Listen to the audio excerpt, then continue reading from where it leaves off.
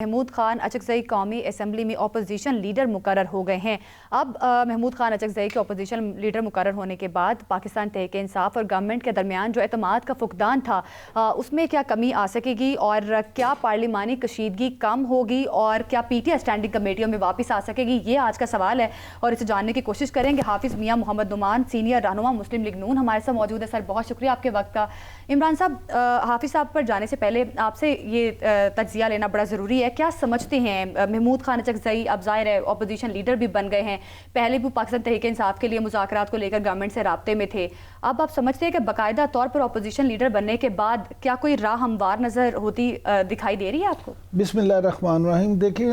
زینب، بات یہ ہے کہ ہم آج میاں صاحب سے پوری رائے جانیں گے، لیکن being a follower of politics میں جو سمجھتا ہوں وہ یہ سمجھتا ہوں کہ یہ ایک بڑا اچھا قدم ہے،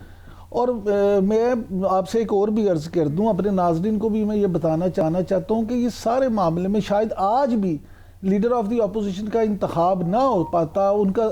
نوٹیفیکیشن نہ ہو پاتا اگر میاں نواز شریف انٹروین نہ کرتے۔ خبریں یہ ہیں کہ میاں نواز شریف جو ہیں انہوں نے انٹروین کیا، اور وہ کیوں کیا؟ اس لیے کیا کہ محمود خان اچکزئی صاحب نے خود میاں نواز شریف سے رابطہ کیا اور انہوں نے ان سے ریکویسٹ کی کہ یہ جو چیزیں سرد بیری میں ڈالی گئی ہیں، جس طرح سے پرابلمز ہیں، تو آپ اس میں آگے بڑھ کے کریں تاکہ ہم جمہوری طریقے سے پروسیس کو آگے بڑھا سکیں۔ کیونکہ محمود خان اچکزئی صاحب کا اگر ہم ماضی دیکھیں تو وہ نواز شریف صاحب کے بڑے قریب رہے ہیں، انہوں نے اکٹھے جدوجہد بھی کی ہے، تو وہ ویسے بھی مذاکرات جو ٹیم ہے مذاکراتی اس کو بھی لیڈ کریں گے، تو میں یہ سمجھتا ہوں یہ بڑی اچھی بات ہے۔ لیکن اس میں ساتھ ساتھ یہ بھی ایک تحریک انصاف کے دوستوں کو بھی یہ سوچنا چاہیے کہ اگر آپ موجودہ سیاست کا سنیریو دیکھیں تو اس میں سب سے زیادہ کامیاب سیاستدان اس وقت کون ہے؟ تو وہ بلا شبہ میاں نواز شریف ہیں۔ اس کی وجہ یہ ہے کہ دیکھیں کہ وہ پنجابی میں کہتے ہیں نا کہ انہوں نے سارے اپنے مخالفان کو کھڈے لائن لاتا ہے۔ چھوٹے بھائی جو کہ ان کے بیٹوں سے بھی زیادہ ان کے تابع دار ہیں، وہ ملک کے وزیر اعظم، ان کی بیٹی لاڈلی بیٹی جو ہے وہ پاکستان کے سب سے بڑے صوبے کی وزیر اعلیٰ ہیں۔ میاں صاحب اس پہ آپ ذرا روشنی ڈالیں کہ وہ لوگ جو میاں صاحب تو کہتے تھے مجھے کیوں نکالا، لیکن پھر کیا حالات بنے کہ اب اسٹیبلشمنٹ کے ساتھ ہی گہری چھن رہی ہے، اور اینٹی اسٹیبلشمنٹ سمجھے جاتے تھے وہ۔ دیکھیں، پہلی بات تو یہ ہے کہ جو بڑا خوش آئند ہے، ہم سمجھتے ہیں کہ جو محمود خان اچکزئی صاحب ان کا نوٹیفیکیشن آج ہو گیا باقاعدہ، اور منڈے کو وہ قومی اسمبلی کے اندر اپنا خطاب بھی کریں گے، اپنی گفتگو بھی کریں گے، اپنے خیالات کا اظہار بھی کریں گے۔ ایک نیشنل لیول کے پولیٹیشین ہے، بڑی رسپیکٹیبل آدمی ہمارے لیے، تو میں سمجھتا ہوں کہ اس سے جو جمہوریت کو تقویت ملے گی، اس سے جو پارلیمنٹری افیئرز ہیں وہ سموتھلی رن ہوں گے انشاءاللہ تعالیٰ، یہ گاڑی آگے چلے گی، اور جو اس وقت ملک ترقی کی طرف گامزن ہے اور پولیٹیکل سٹیبلٹی کی طرف گامزن ہے، اکنامک سٹیبلٹی کی طرف گامزن ہے، یہ تمام چیزوں کو اس سے مہمیز ملے گا، اور ملک جو ہے جس کو عالمی طور پہ آج وقار ملا ہے، عزت ملی ہے،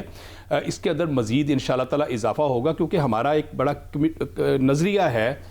بڑا قطعی اور یقینی یہ امر ہے کہ اپوزیشن اور حکومت دونوں یہ پلرز ہوتے ہیں اسٹیٹ کے، اور دونوں کی موجودگی ضروری ہوتی ہے، اور اپوزیشن کی طرف سے تعمیری تنقید جو ہے اور مثبت جو تنقید ہے جس کے اندر وہ ریفارمز کرنا چاہ رہے ہوتے ہیں یا حکومت کی کوئی باتوں کو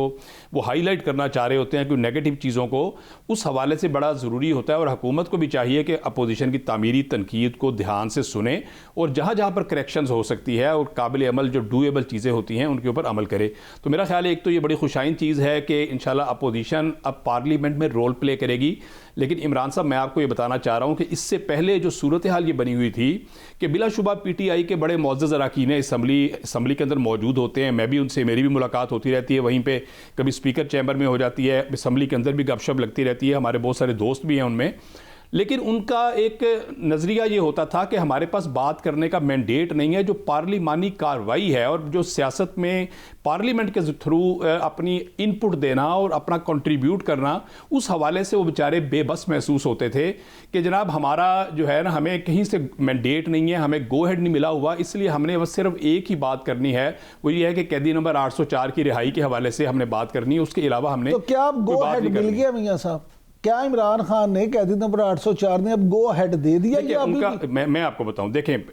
قیدی نمبر 804 کا معمہ اور فینومینا یہ ہے کہ جب بھی انہوں نے کسی کو ڈائیلاگ کے لیے مینڈیٹ دیا ہے، جب وہ ڈائیلاگ کی بات کرتا ہے تو وہ مینڈیٹ واپس ہو جاتا ہے. بلکہ بہت سارے لوگ ان کی اپنی پارٹی کے اندر، جن کو میر جعفر اور میر صادق ڈکلیئر کیا گیا، کہ جب آپ کو یاد ہوگا کہ کچھ ہمارے اراکین اسمبلی نے NSW جو نیشنل سیکورٹی ورک شاپ ہے، جو پورے پاکستان میں ایک لائف ٹائم اپرچونٹی ہوتی ہے کہ اتنا ایکسپیرینس اور تجربہ آپ کو 1.5 سے 2 ماہ میں حاصل ہو جاتا ہے، وہ انہوں نے اٹینڈ کی تو ان کو کہا گیا کہ جناب یہ تو پارٹی کے غدار ہیں، اور یہ جناب اپنے مقصد سے ہٹ گئے کہ مقصد خالی صرف ہونا چاہیے کہ قیدی نمبر 804 کی رہائی ہونی چاہیے، اس کے علاوہ آپ نے کوئی اور کام دنیا کا نہیں کرنا. تو میرا خیال یہ ہے کہ اب محمود خان اچکزئی صاحب کو بقول اب ان کے کہ مینڈیٹ ملا ہے کہ یہ آگے بڑھ کے ڈائیلاگ کریں گے، یہ آگے بڑھ کر اس کام کو، اور ہم سمجھتے ہیں کہ ایک بڑا مثبت ہے، لیکن ہماری دعا ہے کہ اللہ تعالیٰ ان کو محمود خان اچکزئی کو توفیق بھی دے اور کہیں ان سے بھی مینڈیٹ واپس نہ ہو جائے. یعنی ایک خطرہ ہے. میاں صاحب آپ کیا سمجھتے ہیں کہ سٹینڈنگ کمیٹیوں کی جو چیئرمین شپ انہوں نے واپس کی تھی، کمیٹیاں چھوڑی تھی، کیا پی ٹی آئی واپس ان میں آئے گی؟ دیکھیں اس حکومت کا بڑا اس کی کمیٹڈ ہے حکومت کہ جو اپوزیشن کی سٹینڈنگ کمیٹیز تھی، میں 2-3 کمیٹیز کے بارے میں ذاتی طور پہ جانتا ہوں کہ جہاں پہ جو لوگ ڈسکوالیفائی ہوئے ہیں یا جن لوگوں نے استعفے دیے ہیں کمیٹیوں سے، حکومت یہ کہتی ہے کہ جو کمیٹیاں اپوزیشن کو ایلوکیٹ کی تھی اس کے اندر اپوزیشن کے ہی چیئرمین آئیں گے اور اپوزیشن کے ہی ارکان ہوں گے، وہ ان کمیٹیز کو کسی اور کو ابھی ایلوکیٹ نہیں کیا گیا، نہ پیپلز پارٹی کو دی گئی ہیں نہ PMLN کو دی گئی ہیں. تو حکومت اس حوالے سے بڑی سنسیئر ہے، بڑی مخلص ہے کہ ہم نے مل کر اس ملک کو چلانا ہے، اور ہم سمجھتے ہیں کہ اپوزیشن کا ایک بڑا باوقار رول ہوتا ہے، ایک بڑا عزت دارانہ رول ہوتا ہے، اس ملک میں کنٹریبیوٹ وہ کرتے ہیں. اور جب دیکھیں جب PTI کا پرابلم کیا ہے کہ PTI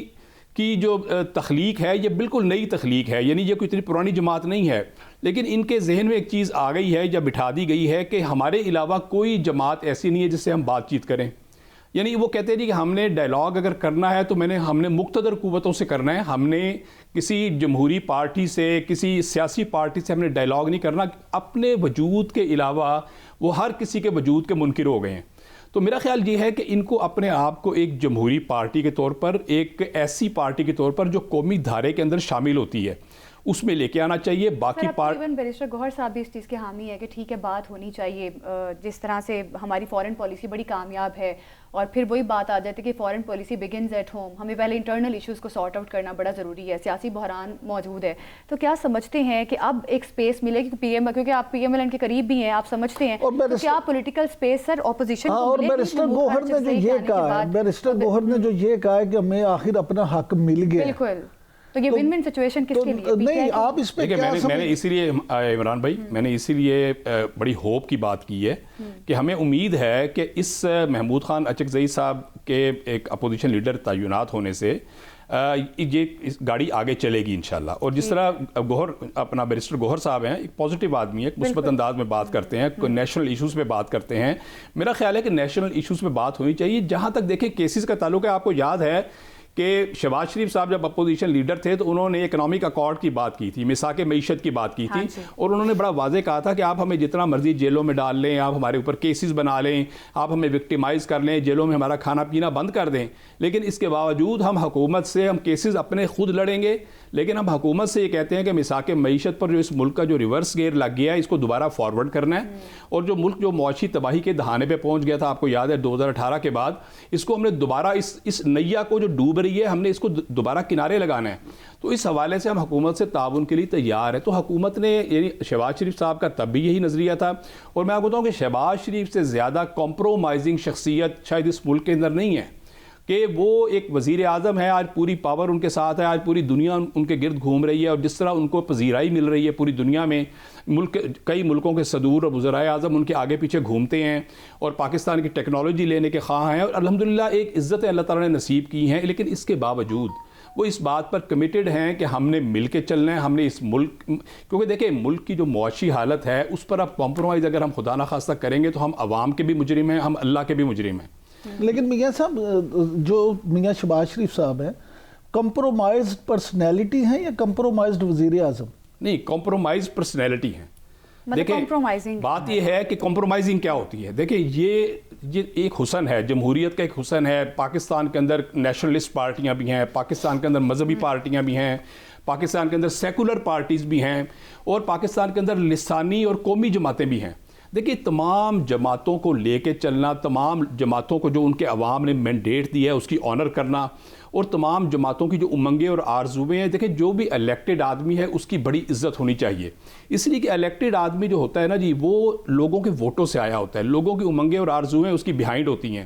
اس کی عزت کرنی چاہیے، اس کی عزت اس کو عزت ملنی چاہیے. تو شہباز شریف صاحب سے زیادہ کمپرومائزنگ اس حوالے سے کوئی نہیں ہے کہ شہباز شریف صاحب سمجھتے ہیں کہ اگر ہم مل کر یہ پوری قوم یکسو نہیں ہوگی تو ملک اس انداز میں معاشی ترقی نہیں کر سکتا. اچھا یہ سب آپ کیونکہ اسٹوڈنٹ پالیٹکس بھی کرتے رہے ہیں، سیاسی کارکن بھی ہیں، پورا ایک سفر طے کیا ہے، آپ پاکستان میں جمہوریت کا مستقبل کیا دیکھتے ہیں؟ دیکھیں پاکستان میں جمہوریت کا مستقبل بڑا درخشاں ہے، لیکن میں ڈاکومنٹڈ جو جمہوریت جو صرف کاغذی جمہوریت ہوتی ہے میں اس کا قائل نہیں ہوں.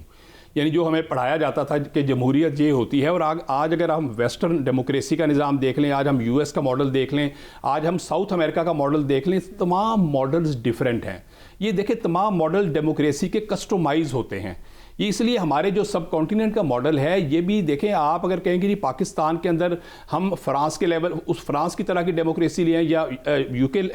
طرح کی لے آئیں، وہ یہاں پر ممکن نہیں ہے. اصل چیز کیا ہے کہ ایسا ایک نظام ہونا چاہیے جس سے لوگوں کو عدل میسر آئے، لوگوں کو اکنامک اپرچونٹی ملے، ایکول اپرچونٹی ملے، اور وہ جو قرآن مجید کی آیت ہے کہ ان تؤدوا الامانات الی اہلھا، کہ امانتوں کو ان کے اہل لوگوں کے سپرد کیا جائے، تاکہ جو جس کا یعنی محل وقوع اس کو اس انداز میں عزت ملنی چاہیے، جو جتنا ڈیزرونگ ہے اس کو اتنا حق ملنا چاہیے.